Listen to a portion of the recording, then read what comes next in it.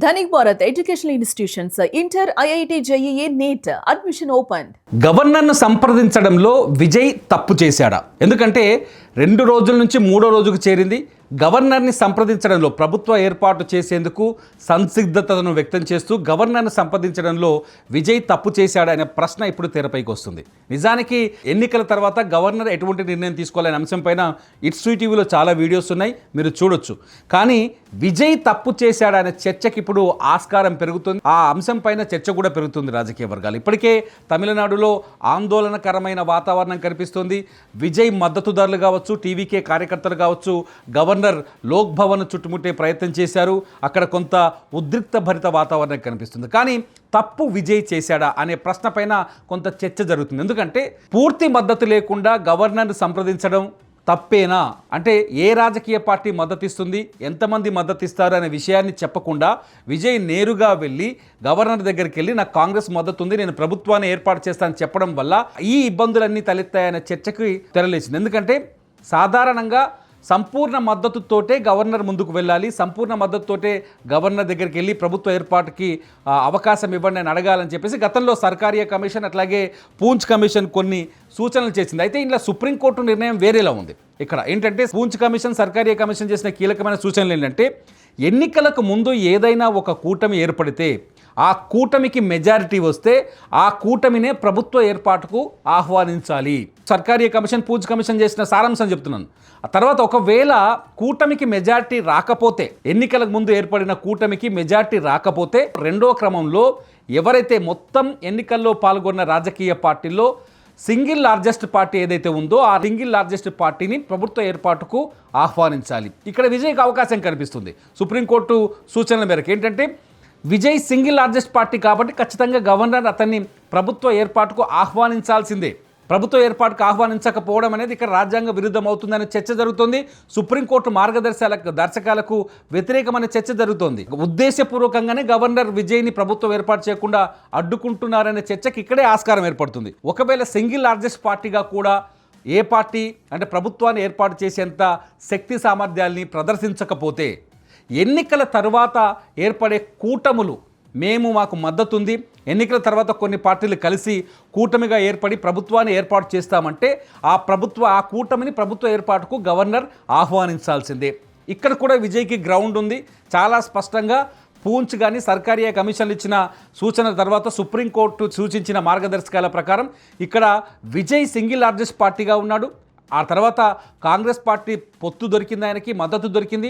మొత్తంగా 112 సీట్లు ఒక కొత్త కూటమి ఏర్పడింది. ఎన్నికల తర్వాత కూటమి ఏర్పడింది కాబట్టి ఈ కూటమికి కూడా ప్రభుత్వాన్ని ఏర్పాటు చేసే అవకాశాన్ని గవర్నర్ ఇవ్వాల్సిందే. కానీ ఎందుకు ఇవ్వట్లేదు అనేది ఇక్కడ అతిపెద్ద ప్రశ్న. ఇకపోతే ఆ కూటమి కాకుండా అంటే సింగిల్ లార్జెస్ట్ పార్టీ ఉందనుకోండి, ఉదాహరణకి విజయ్ పార్టీకి 107 సీట్లు ఉన్నాయి. ఆ 107 సీట్లకి ఒకవేళ ఏ పార్టీ నుంచి మద్దతు దొరకకపోతే, ఆల్రెడీ కాంగ్రెస్ నుంచి దొరికింది, మద్దతు దొరకకపోతే బయట నుంచి అంటే ప్రభుత్వంలో భాగం కాకుండా బయట నుంచి మేము మద్దతు ఇస్తామని ఏదైనా పార్టీ మద్దతుని ప్రకటిస్తే ఆ ప్రకటన పైన కూడా ఆ కూటమి పైన కూడా ఆ మద్దతు పైన కూడా సంకీర్ణ ప్రభుత్వ ఏర్పాటుకి ఖచ్చితంగా గవర్నర్ ఆహ్వానం పలకాల్సిందే. అయితే ఇక్కడ ఒక క్లాజ్ ఉంది. పూంచ్ కమిషన్ ఏం చెప్పిందంటే ఇక్కడ ఎవరైనా మా ప్రభుత్వాన్ని ఏర్పాటు చేసేందుకు సిద్ధమైన పార్టీలు ఉంటే లేకపోతే సిద్ధమైన కూటమి ఉంటే వాళ్ళు ఎమ్మెల్యేల నుంచి ఆ మద్దతుకు సంబంధించిన సంతకాల సేకరణ చేపట్టాలి.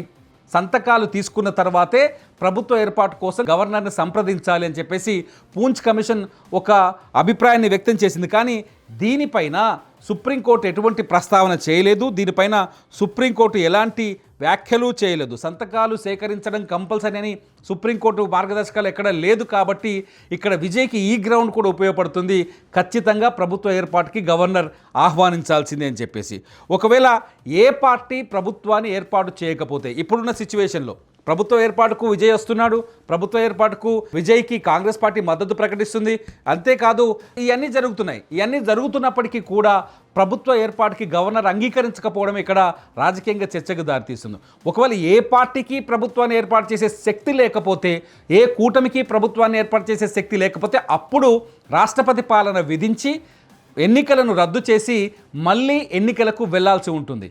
అయితే గవర్నర్ ఎందుకు ఎందుకు ఆపుతున్నాడు అంటే ఇక్కడ మనకు చాలా స్పష్టంగా ఏదైతే తమిళనాడు గవర్నర్ ఆర్లేకర్ నుంచి వస్తున్న లోక్ భవన్ నుంచి వస్తున్న సమాచారం ఏంటంటే విజయ్కి పూర్తి స్థాయి మద్దతు చూసుకోమని చెప్పాం. పూర్తి స్థాయి మద్దతు ఉన్నప్పుడే అంటే ఫ్లోర్ టెస్టుతో సంబంధం లేకుండా 117 మంది ప్రస్తుతం లెక్కల ప్రకారం 117 మంది మద్దతు ఉన్నప్పుడే నేను ప్రభుత్వ ఏర్పాటుకు అంగీకరిస్తాను, అప్పటి వరకు అంగీకరించను అని చెప్పడంతో ఈ ఫ్లోర్ టెస్టు లోక్ భవన్లో జరగాల, గవర్నర్ నివాసంలో జరగాల, లేకపోతే అసెంబ్లీలో జరగాలనే చర్చకి ఇక్కడ ఆస్కారం ఏర్పడింది. నిజానికైతే ఇది ఎక్కడ జరగాలి అంటే అసెంబ్లీలో ఫ్లోర్ టెస్ట్ జరుగుతుంది. ఎప్పుడు గవర్నర్ లోక్ భవన్లోనో లేకపోతే గవర్నర్ ఇంట్లోనో ఎంతమంది ఎమ్మెల్యేలు ఉన్నారు, నీకు మద్దతు ఎంతుంది, నువ్వు బలాన్ని నిరూపించుకొని ప్రశ్నలు చేసే అవకాశం లేదు. సుప్రీంకోర్టు గైడ్లైన్స్ ప్రకారం ఖచ్చితంగా ఎవరైతే సింగిల్ లార్జెస్ట్ పార్టీ ఉందో, ఈ గైడ్లైన్స్ ప్రకారం చూసినా కూడా సింగిల్ లార్జెస్ట్ పార్టీ ఎవరైతే ఉన్నారో ఆ సింగిల్ లార్జెస్ట్ పార్టీకి ప్రభుత్వాన్ని ఏర్పాటు చేసే అవకాశం గవర్నర్ ఇవ్వాల్సిందే.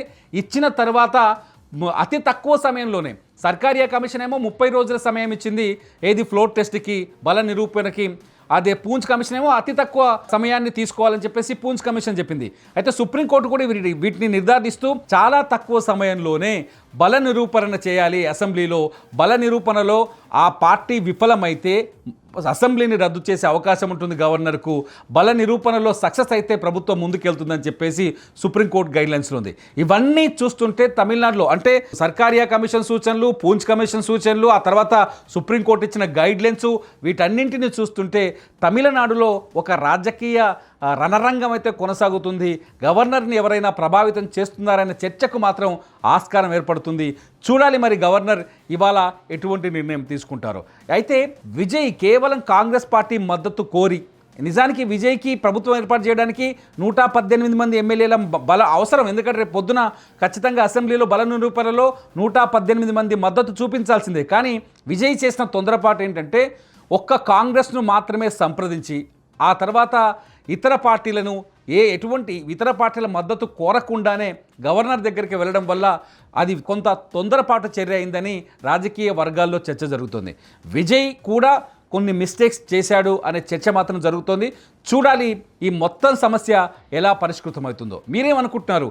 విజయ్ ఇప్పుడు పూర్తి మద్దతుతోనే గవర్నర్ దగ్గరికి వెళ్తాడా, లేదంటే కాంగ్రెస్ ఇచ్చిన మద్దతుతోనే గవర్నర్పై ఒత్తిడి తెచ్చి లేదంటే చట్టపరమైన చర్యలు తీసుకొని కోర్టుకు వెళ్ళి ఆ తర్వాత ప్రభుత్వాన్ని ఏర్పాటు చేస్తారా? మీ అభిప్రాయం ఏంటి? ఈ వీడియో కింద కామెంట్ చేయండి. విజయ్కి న్యాయం జరుగుతుందా, అన్యాయం జరుగుతుందా, విజయ్ కూడా తప్పులు చేశాడనే విషయాన్ని ఈ వీడియో కింద కామెంట్స్లో మీరు విశ్లేషించండి. చూస్తూనే ఉండండి ఇట్స్ యూటీవీ. నా పేరు తిరుమల్.